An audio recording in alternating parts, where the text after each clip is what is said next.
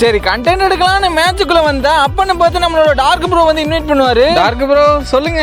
SK bro யார் யார் கூட நம்ம போற நம்ம கில் மேட்ச் கூட ஒரு சேலஞ்ச் போடு ப்ரோ. சேலஞ்சா? என்ன ப்ரோ சேலஞ்ச்? பிஆர் ஒரு ஸ்விமிங் மேட்ச் ஒன்று வச்சுக்கிறோம். யார் ஃபர்ஸ்ட் வராங்களோ அவங்களுக்கு ஒரு வீக்லி. ஆஹா 3 பேருமே ரெடியா தான் வந்திருக்கீங்க போலயே. சரி வாங்க பாத்துடலாம். மேட்சுக்குள்ள வந்ததுமே பாத்தீங்கன்னா பாயிண்ட்டுக்கு போயாச்சு. இந்த பிரிட்ஜ்ல இருந்து பாத்தீங்கன்னா அந்த பிரிட்ஜை வந்து யார் தொடுறாங்களோ அவங்களுக்கு பாத்தீங்கன்னா வீக்லி. அப்புறம் என்ன ஹரி ப்ரோ உங்க வாயாலே கவுண்டவுன் ஸ்டார்ட் பண்ணுங்க.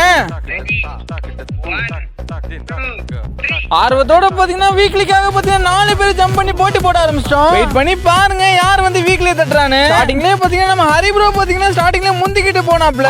முதல் லீடிங் போனா ஈஸியா வந்து வின் பண்ணிடுவாங்கன்னு நினைச்ச கொஞ்ச நேரத்திலே பாத்தீங்கன்னா இன்னொரு டீம்மேட் பாத்தீங்கன்னா க்ளோவல் போட்டு மறிக்க ஆரம்பிச்சிருவாங்க. இது என்ன பித்தலாட்டமா இருக்குன்னு சொன்னா அதெல்லாம் தெரியாது. யார் வின் பண்றாங்களோ வீக்லி சொல்லிடுவாங்க. ஒரு வீக்லிக்காக பாத்தீங்கன்னா 3 பேரும் பாத்தீங்கன்னா க்ளோவல போட்டு முன்னாடி போய்கிட்டு இருந்த என்னைய மறிச்சுக்கிட்டே இருந்தாங்க. கொஞ்ச நேரத்திலே பாத்தீங்கன்னா முந்திக்கிட்டு 2 பேரும் முன்னாடி போக ஆரம்பிச்சிருவாங்க. எப்படியோ அவங்கலாம் கஷ்டப்பட்டு தாண்டி எண்டிங் பாயிண்ட் கிட்ட வரையும் போயிருவேன். நேரத்துல பாத்தீங்கன்னா எனக்கு ஹரி ப்ரோக்கும் பாத்தீங்கன்னா சரியான போட்டி நடக்கும். ஆனா கடைசியில ஒரு நிப்ல பாத்தீங்கன்னா இந்த ஒரு சேலஞ்சில் வின் பண்ணி பாத்தீங்கன்னா வீக்லி ஜெயிச்சிருவேன். என்ன ப்ரோ வீக்லி யார் தர்றீங்க? ஏன்னா வீக்லின்னு சொன்னா பூரா ஓடிட்டீங்க.